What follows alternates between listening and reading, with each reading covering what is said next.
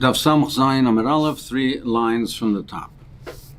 We learned previously that in a case where you have two chatzeros, an inner one and an outer one, and in a case where you had one of the chatzeros, when the members of the inner one forgot to join the Eruv, so you had the two chatzeros, they made an Eruv with each other, there was access from one to the other. They made an Eruv on Erev Shabbos, and one of the members of the inner Chatzer forgot to join the Eruv. We said that there's no Eitzah. There's no Eitzah to do bittul in such a case. And we're going with the Shita of Shmuel that Ein Mevatlim Mechatzer Chatzer. You can't make bittul from one Chatzer to another Chatzer. So, fragt the Gemara on that case, on that halacha,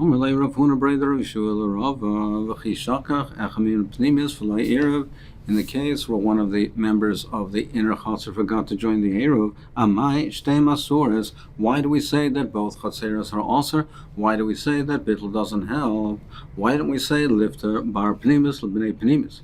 Why don't we say that the one in the inner Chatzer forgot to join the Eruv, he should be mevatel reshus to the other members of the inner Chatzer. He should relinquish his rights in the Chatzer to the other members of the inner Chatzer.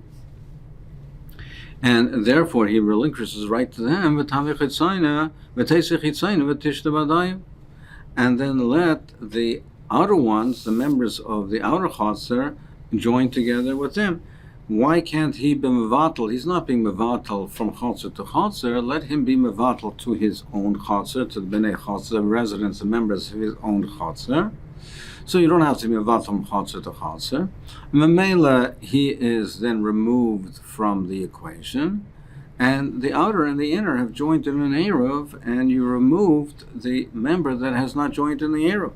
So why do we say that they're also to carry?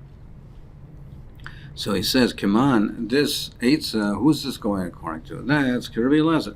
That's only according to Rabbi Eliezer, the Omer Einu Tzarach Levatel Reshus L'Kol Echad Ve'echad, who says that you don't have to be Mevatel Reshus to each and every member of the Chatzeres. But Ki Kamina L'Rabbanan, the Omer Tzarich Levatel L'Chol Echad Ve'echad. It says, Einachanami, according to Rabbi Eliezer, you're correct that would be an Eitzah. If you say you don't have to be Mevatel Reshus to each and every member, then that's true. Let them be Mevatel to the inner ones and not to the outer ones. And Mamela, since the inner and the outer are all merged and joined with the Eruv that they made of Shabbos, you can carry. But I'm going according to the Rabbanan that says you have to be mevatel to everybody, and you can't be mevatel to the outer Chatzer because ain't mevatel mechatzer Chatzer. We're going according to the sheet that ain't mevatel mechatzer Chatzer. And if you have to be mevatel to everybody, then he's not able to be mevatel to the residents of the outer Chatzer, and therefore bittul doesn't help, and you cannot carry. Rav Chisda, Rav Sheshes, keep talking about it, Daddy. Rav Chisda and Rav Sheshes, when they encountered each other, Rav Chisda, Matan, Shvalseim, Masnaisa, Rav Sheshes. Rav Chisda, his lips would tremble from the bekiyas, from the ideas that he had from Rav Sheshes. That Rav Sheshes had such a broad idea that he would sit there, his lips would tremble because he was afraid that he would ask him kashas from brises that he wasn't aware of. But Rosh Hashanah's Marta Kula Gufa, but Rosh Hashanah's whole body, not only his lips, his whole body would tremble, mipopula de Rav Chisda, from the pilpul, from the sharfkeit, from the kashas of Rav Chisda. So what was the masva matan that they had? Boy, Minei Rav Chisda, Rav Sheshes, Rav Chisda asked the following shaila from Rav Sheshes. If you had two houses, two sides of the street, so there's a Reshus Harabim that pass through the two houses. So if you have the houses, they have their walls. There's a Reshus Harabim that passes through it. And then Nachem came and put up mechitzas and put up walls on Shabbos. What's the din? So they put up walls blocking it off. Now, as we learned earlier, that a mechitza that's made on Shabbos, even though it's made on Shabbos, it's shmei mechitza. It has a din of mechitza. So it's not a shaila about the validity of the mechitza. So now you have, in effect, a closed-off area. You have, in effect, a chotzer. The Rishus Rabbin has been closed off. And now the houses are open to what has become a courtyard, has become a chotzer. So what's a shaila? So you have now, they have this chotzer. They did not make an Eruv before Shabbos. They could not have made an Eruv before Shabbos. It was not possible because it was Rishus Rabbim on the onset of Shabbos. So it was a place where it was not, you didn't have the ability to make an Eruv. Now, we learned earlier the principles of Shmuel, that where does bittul rishus help? Where do we say relinquishing your rights on the chotzer help? That's in a place where they aser one on each other, and you could have made an Eruv. And an Eruv, it was possible to make an Eruv. There we say bittul helps. Now this is a case over here where they could not have made an Eruv Shabbos. They could not have made an Eruv because it was a Rishus Haram Eruv Shabbos. There were no mechitzas on Eruv Shabbos. So aliba the man domer in bittul rishus mechotzer lechotzer loyti boilach. According to the man domer who says you cannot make bittul mechotzer lechotzer. According to Shmuel, who says bittul rishus from one chotzer to the other chotzer is not permitted, it's not a shaila. Because Hofstedter Eruvin, in a case mechotzer, they could have made an Eruv the day before. You have two chotzeres, there's an opening between them. They could have joined in an Eruv on Erev Shabbos. Notwithstanding that, nevertheless, we say that even though Hofstedter Eruvin matzu ma'arve Amre in bittul rishus mechotzer lechotzer. Nevertheless, we say that the bittul rishus doesn't help. It doesn't help from a chotzer lechotzer.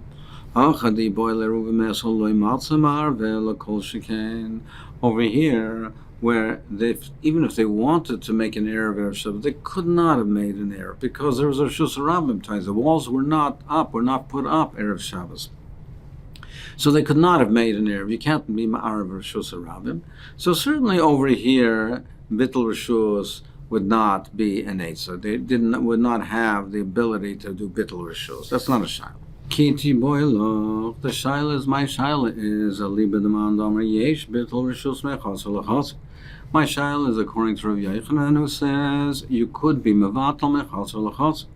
You could be Mevatel from one Chotzer to the other. So do we say Hasam di boy Eruvin Mesel Matzimar? Do we say over there they could have made an Erev Shabbos? They had the ability to make an Erev Shabbos. Bitula nami mevatal. So therefore they can make a bittul. Aval hacha delay matzimar v'mesel. But in our case over here, they did not have the ability to make the Erev Shabbos. The mechitzas were not put up yet Erev Shabbos. It was a Rishus Rabbim. So perhaps I will say bitule nami loy matzimavot. Perhaps I will say you cannot make a bittul. Perhaps I will say davka over there mechotzer lechotzer. Where does he say that bittul you could make a bittul mechotzer lechotzer because they could have made an Erev Shabbos. But over here they could not have made an Erev Shabbos. So therefore perhaps bittul also is not an option like the or perhaps it doesn't make a difference. That Rav Yochanan says it doesn't matter. You don't have to have the ability to be able to make the Erev before Shabbos. Amrlei ein mevatlin. Rav Shesha says you cannot make bittul. You cannot make bittul. Even Rav Yochanan, who says mevatlin mechotzer lechotzer, but still it has to be, the bittul has to be in a place where you could have made the Erev. You could have been ma'arav before Shabbos. Only there we say that the bittul helps. In a place where you couldn't have made the Erev anyway, the Chum didn't allow this kula to make bittul.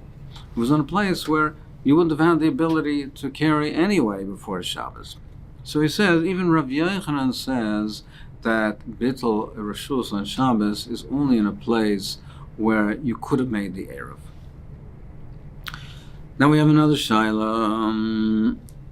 Rav Chis asks another shaila. Meis Nachri b'Shabbos Mao. What about if the Nachri died on Shabbos? So the Nachri is no longer here. If the Nachri is here, then you can't make an Erev. And if the Nachri is here, you can't make bittul rishus because the Nachri asers. The fact that the Nachri is here does not allow you to carry in the Chotzer. That was the Gzera that the Rabbanim made because they didn't want the Yidden to live with the Nachri in the Chotzer.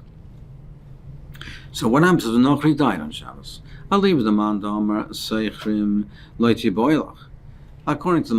who says if the Nochri was not here on Erev Shabbos and he returned on Shabbos, that you are allowed to then rent his Rishus on Shabbos and make a bittul, so you're allowed to rent his Rishus, therefore eliminating the Nochri from the Chaser, so to speak, and then make a bittul Rishus, and therefore make a bittul Rishus so that they don't answer, the Yidden don't answer on each other, they relinquish the Rishus.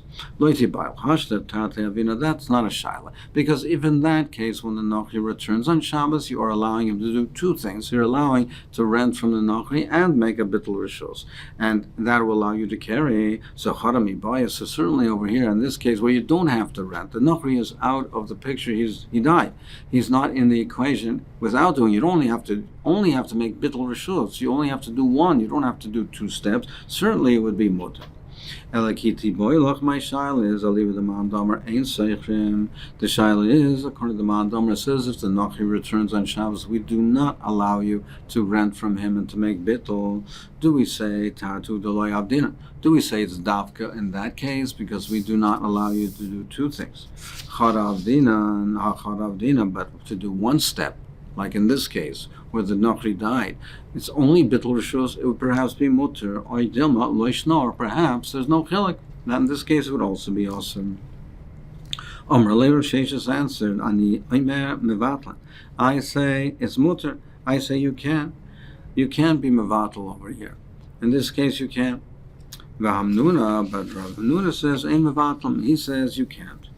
Because you cannot do the bittul, because since on Erev Shabbos there was a Nochri, and the Erev would not be valid on Erev Shabbos, then you cannot do the bittul on Shabbos. So we learned that if a Nochri has access to the Chotzer, therefore he answers on the Chotzer, and you cannot carry from the houses to the Chotzer. The Gemara is now going to discuss scenarios where the Nochri has access to the Chotzer, or he has access to a Mavli, but there is another exit or entrance that he has. This is not the only Pesach that he has. Do we say, and under what circumstances will we say that the Nochri would or would not answer? If he has only one access point to the Mavli, then that's the case where a Nochri has access and he would answer. So you have to be Seicher Mekayma. But in a case where there are two, so under what circumstances do we say he answers or he does not answer? If the Nochri has a Pesach which is 4x4 Tvach and Pasuch Labika, and it's open to an open field. So in addition to the entrance that he has to the Mavli, he also has an entrance that's open to a field. So afilu machtas moitzigimol zekronis kolayam kuladerach Mavli, even if he uses the access to the Mavli and he brings wagons and camels and animals back and forth through that access to the entrance to the Mavli the whole day, ein oisra b'nei Mavli, still does not answer to the Bnei Mavli. My time, and why does he not answer? Because we say we say he prefers his own private entrance. We say that his primary entrance is the one that he has open to a field, even though he has the entrance to the Mavli, and even though he's using that, but we say he prefers his private entrance. That's his primary entrance, so he's not considered to be a Nochri that his entrance opens to the Mavli, and he won't answer it on the Bnei Mavli. You don't have to be safe from the Kaina. What about if the Nochri's house is open not to a field, but to a karpaf? A karpaf is normally an area, a fenced-off area that outside the city that they store wood. And the karpaf is not as large as the field. So what we say, notwithstanding the fact that by a field, we say that the Nochri prefers the entrance to the field, and that's his primary entrance, and not the entrance to the Mavli. What about a karpaf, which is not as large? Would we say the same? Oma Rav Nachman bar Mishmei de Ulpana, he said in the name of Ulpana, fil pasuch lekarpaf. Even if it's open to a karpaf, it does not answer to the Mavli. We still say he prefers the entrance to the karpaf. That's his primary entrance, and he does not answer on the Mavli. Rabba Rav Yosef Amar Tavaya, they both said Nochri Beis Asayim. He says if the karpov has the size of a Beis Asayim, it's only the size of a Beis Asayim, not larger. Then we don't say that that is his primary entrance. Then it answers. Then we say that he would answer the mavoi.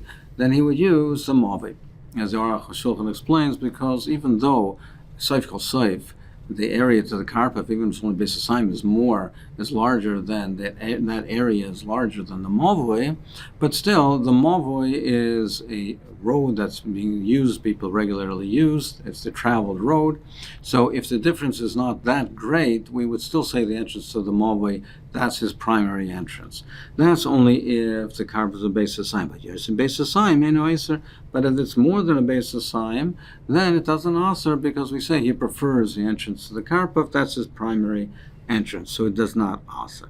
The Yisrael, but by a Yid, Beis Asayim, ain't no Eiser. If it's a Beis Asayim, it doesn't answer. If it's a Beis Asayim, it doesn't answer. So what's the chilek between the two? Why by a Nochri, if it's a Beis Asayim, it answers? By Yid, we say if he has another access point, even if he doesn't join in the shlit of the movi, it doesn't answer, because his primary entrance is the one to the karpov. So Rashi explains, because in Shabbos, a Yid does not carry big, large loads. So even though it's only to a Beis Asayim, it's not that large, but it's still larger than the movi, and it's more convenient than the entrance to the movi. We say his primary entrance would be to the karpov. He would not answer to the movi. So even though the Nochri by a Beis Asayim would answer, by Yid it won't. We'd say his primary entrance is not to the movi, it's to the karpov. But Yosmi Beis Asayim, Oyser. But if it's more than a Beis Asayim, then it would answer, because if it's more than a Beis Asayim, if the karpov is more than a, and it's loy hukaf ladir, if it was not fenced in for a residential area, then that karpov has a din of a karmelis. That's a malkum amasr. He can't carry into that place. So therefore, on Shabbos, his primary entrance would be to the movi. Therefore, if he does not join in the shita for the movi, he would answer. So now the Gemara just reiterates the same shaila. He asked the shaila pasuch lekarpov mao. What about it? If the shaila, the same shaila we had, is it open to a karpov? What's it in? Amrulei hayre amru Beis Asayim Eiser. That if it's a Beis Asayim, he answers. It answers the Nochri. If it's open to a karpov, that's a Beis Asayim, he will answer. We say his primary entrance is the mov, he will answer. Yes, for Beis Asayim, may not answer, but it's more than a Beis Asayim. The Nochri, if his house opens to an area which is more than a Beis Asayim, then he will not answer to the movi, because we say his primary entrance will be to the karpov.